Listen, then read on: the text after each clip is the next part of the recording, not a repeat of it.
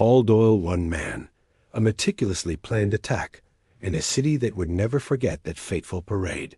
In the heart of Liverpool, amidst laughter and celebration, Doyle's shadow lurked, turning joy into terror in a matter of moments. This is the story of how events unfolded on the day of the parade, and how one man's calculated chaos brought a city to its knees. Liverpool woke up to a crisp, clear morning. The sun reflected off the old brick buildings, casting long shadows over the streets that were beginning to fill with life. Vendors set up stalls selling balloons, cotton candy, and souvenirs, while families and friends gathered excitedly along the parade route. Children ran around with painted faces, their laughter echoing through the city. The air was filled with the faint scent of fried food and the distant sound of marching bands tuning their instruments. At first glance, it seemed like any other peaceful day, full of color and cheer. But beneath the surface of this joyous occasion, a silent tension lingered. Unseen by the crowd, plans were unfolding in the shadows. Paul Doyle, a man with a reputation in Liverpool's criminal underworld, had been preparing for months, carefully plotting every detail of the attack that would soon shake the city to its core. Doyle moved through his day with calculated precision, checking his surroundings, adjusting his plans, and keeping one eye on the news while the other focused on the unfolding event. He was patient, methodical, and chillingly calm. The parade route was lined with security personnel, but even they were focused on the festive atmosphere rather than the threat lurking in plain sight. Their radios crackled occasionally with routine updates about traffic and crowd management, unaware that one of the most meticulously planned attacks in the city's history was about to take place right under their noses. The floats, decorated with bright banners and balloons, moved slowly down the streets, while the crowd's energy grew with every cheer and clap. No one noticed the subtle changes in the shadows, or the unusual glances from a figure moving quietly among the spectators earlier in the morning. In nearby alleyways, Doyle's associates had already begun positioning themselves, coordinating movements, and ensuring that nothing could go wrong. Every minor detail mattered: timing, location, and even the flow of the crowd were carefully calculated. It was a plan built on observation, patience, and ruthless determination. To the people of Liverpool, it was just another parade, an annual celebration they looked forward to all year. But to Doyle, it was a stage set for chaos, a moment where months of preparation would come together in a single horrifying act. As the parade moved forward, families snapped photos, children waved at the floats, and the city seemed oblivious to the danger creeping closer with each passing minute. Street performers entertained the crowd with acrobatics and music, adding to the sense of normalcy. But somewhere in the background, Doyle's mind was elsewhere, calculating the exact moment when the ordinary day would shatter. The contrast between the city's innocence and the darkness of his intentions created a tension that was invisible to all but the few who were part of the plan. In those final hours before the attack, Liverpool shone in its vibrant, everyday life. Every laugh, every cheer, every step along the parade rowdies carried with it a sense of freedom and joy that would soon collide with terror. Unbeknownst to the crowd, the city's celebration was on the brink of being rewritten in smoke and fear. The calm, the music, and the colors of the morning were the perfect cover, and Paul Doyle was about to turn this ordinary day into a moment that would be remembered forever. Early that morning, while the city of Liverpool was waking up to the sounds of bustling streets and cheerful preparations, Paul Doyle moved with quiet precision through the city's quieter corners. He was careful, aware that even the slightest mistake could unravel months of planning. His face blended easily into the crowd of early risers, joggers, and delivery workers, none of whom suspected the danger lurking in their midst. Doyle had mastered the art of invisibility in plain sight. Years in Liverpool's criminal underworld had taught him how to observe without being observed, how to plan without leaving a trace. Doyle's movements were deliberate, almost mechanical. He checked the streets he had mapped out weeks before, noting security patrols, camera placements, and escape routes. Every alleyway, side street, and abandoned building had been memorized. Even the morning sunlight was a factor in his calculations, the angles of shadows helping him gauge timing and movement. It was this obsessive attention to detail that had allowed him to remain undetected for so long. To any passerby, he was just another man walking to an unknown destination, but in reality, he carried a plan that could change the course of the day forever. In the early hours, Doyle met briefly with his few trusted associates in abandoned buildings near the docks. There was no talk of emotion or hesitation, just the cold, focused coordination of a team that knew what was at stake. Each member had a role, and each knew the consequences of failure. Their preparations were meticulous, checking devices, confirming timing, and ensuring that every potential obstacle had been anticipated. They moved quickly and quietly, aware that the city was waking up, that any misstep could alert the authorities. As Doyle walked through Liverpool's neighborhoods, he observed ordinary life unfolding around him. Children waited for school buses, shopkeepers arranged fresh produce, and commuters hurried toward their offices. The contrast between the mundane routine and the dark plan he carried in his mind was stark. It was almost surreal. The same streets that held laughter and chatter also held the seeds of destruction. Doyle's calm demeanor made him seem harmless, even approachable, which was exactly the image he wanted to project. There was no sign of nervousness, no hint that a storm was about to descend upon the city.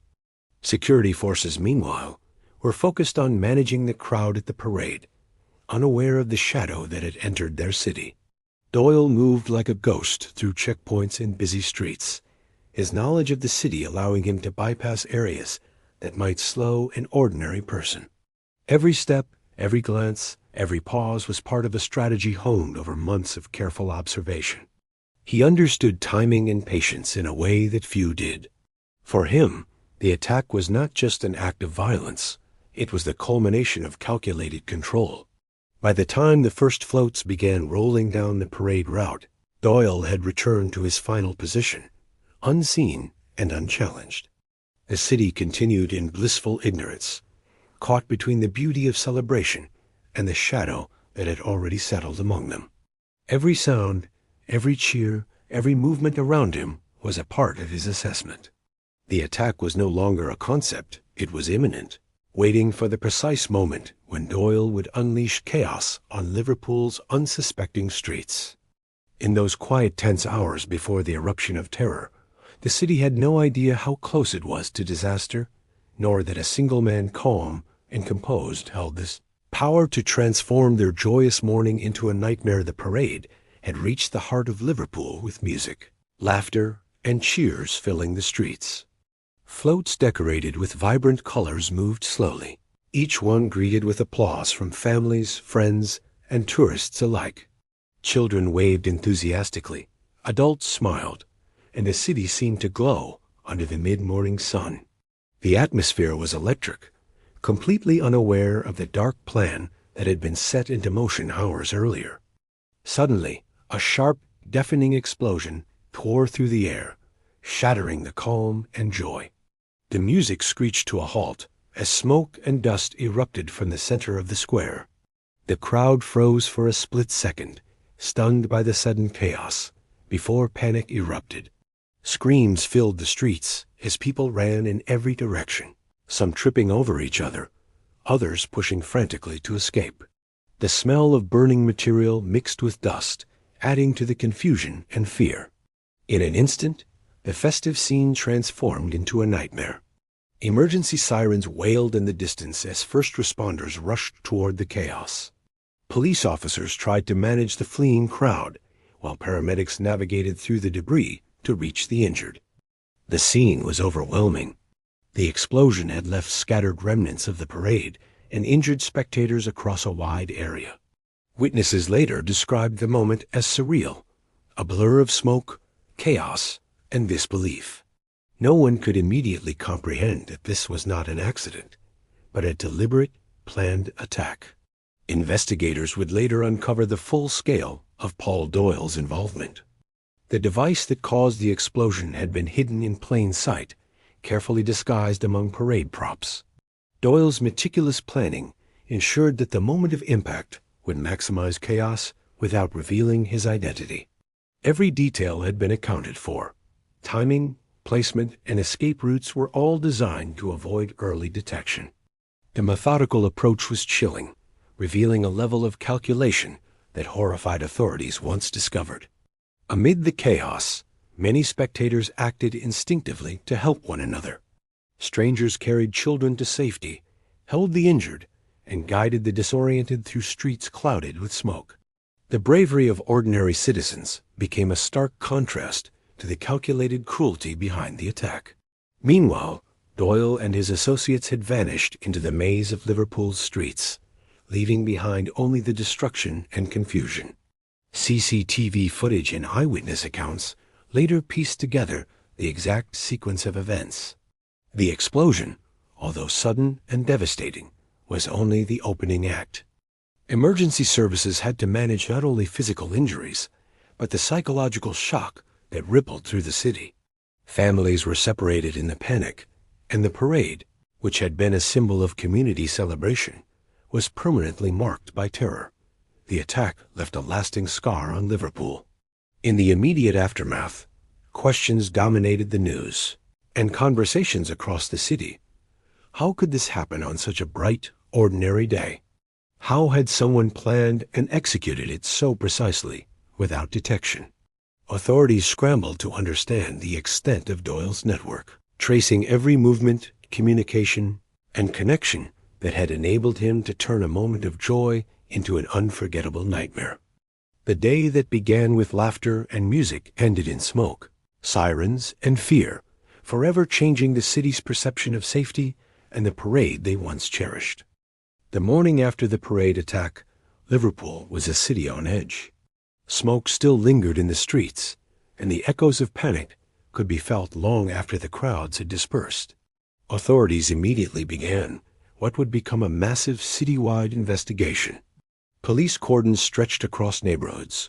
Checkpoints were set up on key roads, and officers moved door to door, questioning residents about anything unusual they might have seen. Every camera, every photograph, every scrap of footage was scrutinized for the faintest clue, the tiniest irregularity that could lead them to Paul Doyle. Investigators quickly realized they were chasing a calculated mind, not a random criminal. Doyle had left almost no trace in the immediate aftermath, having vanished like a shadow into the city's labyrinth of streets. Yet, the smallest mistakes he had made during his meticulous planning began to surface under the relentless gaze of law enforcement. A security camera in a side alley captured a fleeting glimpse of a man carrying an unmarked package hours before the attack. A witness recalled seeing someone acting strangely near the parade route early that morning. These fragments, though seemingly insignificant, became crucial pieces of the puzzle that would gradually reveal Doyle's path. Forensic teams worked tirelessly to recover evidence from the square. Debris from the explosion, fingerprints on hidden devices, and remnants of his planning materials were meticulously catalogued. Each discovery painted a clearer picture of the attack and revealed Doyle's extraordinary attention to detail. He had timed everything perfectly, calculated the crowd flow, and selected a location that would maximize both shock and confusion. It was chilling to investigators how precise his planning had been, and every new piece of evidence heightened the urgency to apprehend him before he could strike again. Meanwhile, detectives dug into Doyle's past, unearthing connections in Liverpool's underworld that linked him to illegal activities, planning networks, and financial transactions that had gone unnoticed for years. Every phone call, bank transfer, and contact provided a breadcrumb trail. The investigation became a race against time, with officers moving quickly to trace communications, check surveillance, and follow leads that spanned the city. It was a painstaking process, a delicate balance between speed and accuracy, but the investigators knew that Doyle's capture was essential not only for justice, but to prevent any future attacks. As the investigation unfolded, the city itself was transformed. Streets that had once been bustling with life felt tense and guarded. Citizens were more alert, wary of strangers, and cautious of unusual activity. The city's collective memory of the attack became a silent pressure, reminding everyone that even the most ordinary moments could harbor danger. Authorities were acutely aware that Doyle had planned for every detail, and that any oversight on their part could allow him to disappear once more. Despite the chaos and fear, law enforcement refused to relent. Teams worked around the clock, sharing intelligence, cross-referencing data, and chasing every lead, no matter how small. Slowly, the puzzle began to take shape. Doyle's careful planning, once a shield of invisibility, was now being dismantled piece by piece. Every movement he had made, every associate he had contacted, and every moment of preparation became a thread that investigators could follow. The city held its breath as the hunt intensified, knowing that capturing Doyle was the only way to restore a sense of safety and finally bring the person responsible for the parade attack to justice. As investigators continued their search for Paul Doyle, new leads began to emerge from the most unexpected places. Forensic teams scoured abandoned warehouses near Liverpool's docks, buildings long forgotten by the city, but not by those who sought to hide illicit activity. Inside, they discovered hidden corners where Doyle's associates had stored materials essential to the attack. There were crates of explosives, encrypted notes, and detailed photographs of the parade route taken weeks before the event. The meticulous nature of these preparations left investigators stunned. Every step of the attack had been carefully calculated, leaving little to chance, yet in Doyle's confidence, he had underestimated the persistence and skill of the city's law enforcement. It became clear that Doyle's network was both organized and highly secretive. Though he had operated in plain sight, blending into the urban landscape, small traces of his presence were unavoidable. Investigators found surveillance footage of vehicles frequently parked near the warehouses, linked to him through registration records. Phone records revealed coded conversations between him and his associates, conversations that at first seemed mundane, but under careful scrutiny, contained hints of the planning and coordination necessary to execute such a devastating attack. Every recovered piece of evidence became a window into Doyle's methodical mindset, demonstrating a chilling ability to anticipate potential obstacles and avoid early detection. The more investigators uncovered, the more the scale of Doyle's operation became apparent. It was not the work of a single man acting on impulse. This was a calculated enterprise built over months, possibly years. Notes found in hidden compartments outlined every aspect of the parade, from the timing of the floats to the position of police officers and emergency exits.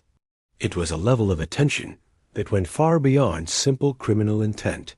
It was strategic, almost surgical. Doyle had studied the city like a chessboard, mapping out each move in advance, confident that no one could match his foresight. Yet despite his careful planning, Doyle's network had left subtle clues that ultimately worked against him. Investigators followed the trail of discarded packaging, traced financial transactions for unexplained purchases, and reconstructed his movements from security camera footage. Even a seemingly minor slip, such as a brief encounter with a witness or a forgotten object in a storage area, provided a critical link in the chain. These fragments, when combined, created a roadmap to the man who had brought terror to Liverpool's parade. Meanwhile, the city itself remained on high alert. Streets were patrolled more rigorously, public spaces were monitored carefully, and communities shared information with authorities in a rare demonstration of vigilance. Though fear lingered in the air, there was also a sense of determination. Citizens and investigators alike understood that capturing Doyle was not only about justice for those affected, but about preventing further attacks and reclaiming the city's sense of safety. As the investigation pressed forward, the realization dawned that Doyle's meticulous planning, once a shield, was becoming a vulnerability.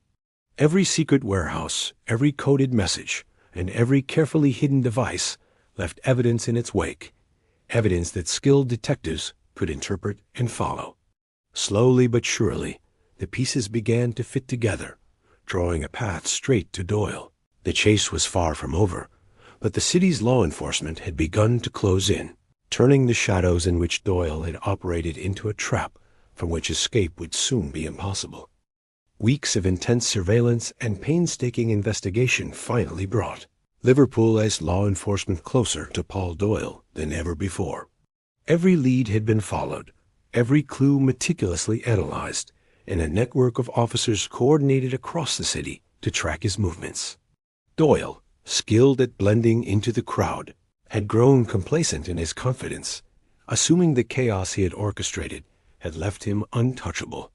But the persistent work of detectives, analysts, and forensic experts was slowly cornering him. The breakthrough came through a combination of digital tracking and careful observation. Investigators monitored financial transactions that Doyle believed were anonymous, piecing together a trail that led to a quiet suburb on the outskirts of the city. Every withdrawal, purchase, and transfer revealed subtle patterns. Security cameras and neighborhood reports corroborated the movements inferred from his digital footprint. The net was tightening, and Doyle's once invisible presence was now illuminated by the meticulous work of law enforcement. On the day of his capture, officers moved silently through the streets of the suburb, coordinating their positions with precision. Doyle had chosen a location he believed to be safe, thinking it remote enough to avoid attention. But law enforcement had anticipated this possibility, surrounding the area with a careful, almost invisible perimeter. Every street, every alley, every exit point had been accounted for. The city that had once felt like a maze to investigators had become a trap designed to prevent his escape. When police entered the area, Doyle remained calm, his expression unreadable. He knew confrontation could come at any moment, yet there was no frantic resistance. Perhaps he believed his preparation would allow him to negotiate, or perhaps he had simply accepted that his careful planning had reached its limit. Officers moved methodically, ensuring both their safety and that of any bystanders. Within minutes, Doyle was contained. The moment was tense, but controlled, a culmination of weeks of tireless work, strategy, and patience. Once in custody, Doyle was taken to a secure facility for questioning and further investigation. The weight of the evidence against him was overwhelming. Surveillance footage, digital records, eyewitness accounts, and the remnants of his planning network all pointed to his central role in the attack. Authorities were determined not only to extract information about his associates and methods, but also to ensure that justice would be served. The city's attention turned to the unfolding legal process, aware that the man responsible for such devastation was finally behind bars. The capture of Doyle marked a turning point in Liverpool's response to the parade attack. Citizens who had felt fear and uncertainty for weeks now watched as the city reclaimed a measure of control. Streets that had been patrolled with heightened vigilance began to feel familiar again, and the knowledge that the man who had caused so much terror was in custody offered a fragile sense of relief. Yet the memory of that day, the chaos and fear, would linger in the city's collective consciousness for years to come. For law enforcement, Doyle's capture was not just a victory. It was validation of months of careful, strategic work. The painstaking attention to detail, the relentless pursuit of leads, and the coordination of multiple teams had culminated in a moment that brought the city closer to justice. While the investigation into his network would continue, the man at the center of the parade attack had been finally contained, marking the beginning of the legal reckoning that would follow. The courtroom was filled with an air of tense anticipation as the trial of Paul Doyle began. Liverpool, still recovering from the shock of the parade attack, followed the proceedings closely. Every detail of the case was meticulously presented by prosecutors, painting a picture of a man whose planning and execution had left the city reeling. From the explosive device itself to the network of associates involved in its preparation, the evidence was comprehensive and damning. Doyle's role was undeniable, and the courtroom became the stage on which the full extent of his actions was revealed. Prosecutors presented surveillance footage that showed Doyle's movements leading up to the attack, mapping out how he had avoided detection while orchestrating chaos. Forensic experts described the meticulous planning, from the careful selection of materials to the strategic placement of the device.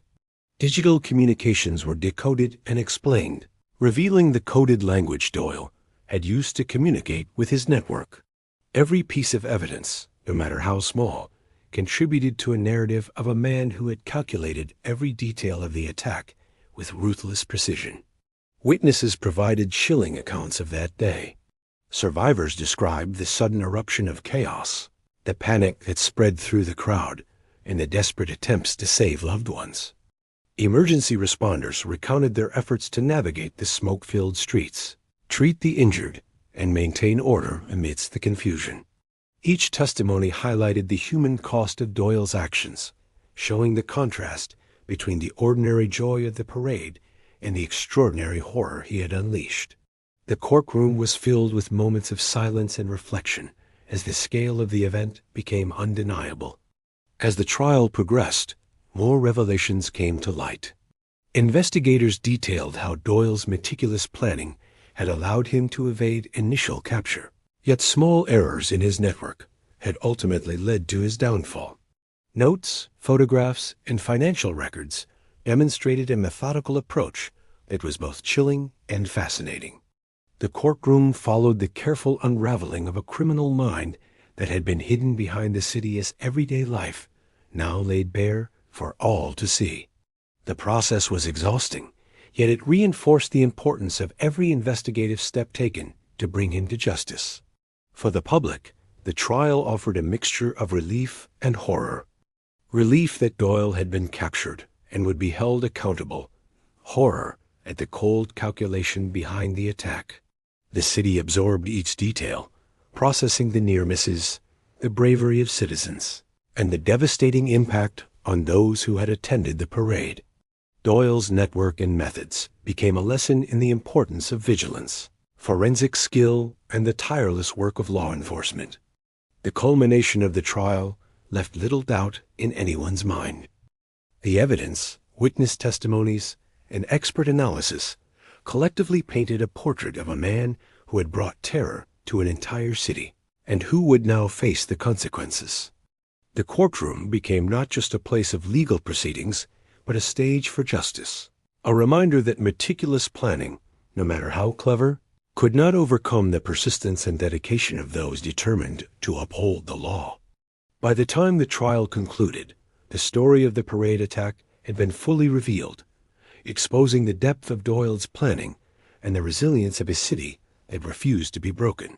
The courtroom had emptied, the echoes of the trial lingering in the air, and Liverpool began the slow process of recovery. Paul Doyle had been sentenced to life imprisonment, the weight of the law finally closing in on a man whose meticulous planning had brought fear and chaos to the city.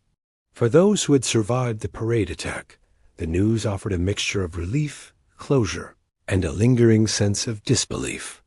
The streets, once filled with panic and smoke, began to reclaim their normal rhythm, though the memory of that day remained etched in the collective consciousness. Families who had attended the parade felt a cautious sense of safety return. Children returned to school, street vendors reopened their stalls, and the city's rhythm resumed, but with an underlying awareness that such terror could arise unexpectedly. Citizens reflected on the bravery shown by strangers who helped each other during the attack, a quiet heroism that contrasted sharply with the cold, calculated planning of Doyle. His capture and imprisonment served as both a warning and a reassurance. Meticulous planning could cause destruction, but persistence, vigilance, and courage could restore justice. Investigators and law enforcement officers who had worked tirelessly on the case felt a sense of accomplishment. Months of tracking, surveillance, forensic analysis, and painstaking evidence gathering had culminated in Doyle's capture and conviction. Every strategy, every observation, every painstaking detail contributed to the resolution of a case that had gripped the city's attention. The investigation had not only unraveled the planning behind the attack, but it also exposed the depth of Doyle's network, preventing potential future acts of terror. It was a victory that reinforced the importance of preparation, patience, and determination in law enforcement. The city itself carried the lessons of the attack. Security protocols for public events were reassessed. Emergency response strategies were refined, and communities became more alert and engaged.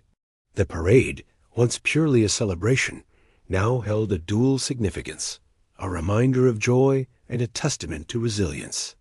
The streets, once scarred by fear, slowly regained their sense of normalcy, though the vigilance instilled by that day would endure for years. Liverpool had experienced tragedy, but it had also demonstrated its ability to recover and protect its citizens. For Paul Doyle, life imprisonment meant a life removed from the city he had terrorized. He would no longer have the freedom to plan, manipulate, or instill fear. The full impact of his actions would continue to be studied in courts, police training, and public discussions, but the immediate threat he posed had been neutralized. The contrast between the calculated cruelty of his planning and the resilience of the city became a defining lesson. Terror may disrupt, but it cannot easily defeat communities united in vigilance and courage. As Liverpool looked toward the future, the parade resumed the following year with a renewed sense of purpose. Families celebrated cautiously but joyfully, remembering those who had been affected while honoring the resilience that allowed the city to heal. The story of Paul Doyle, the man who had planned an attack on one of the city's happiest days, became a cautionary tale and a reminder of human determination, both dark and light. Liverpool had endured fear, but it had emerged stronger, proving that even in the shadow of calculated terror, justice and community could prevail.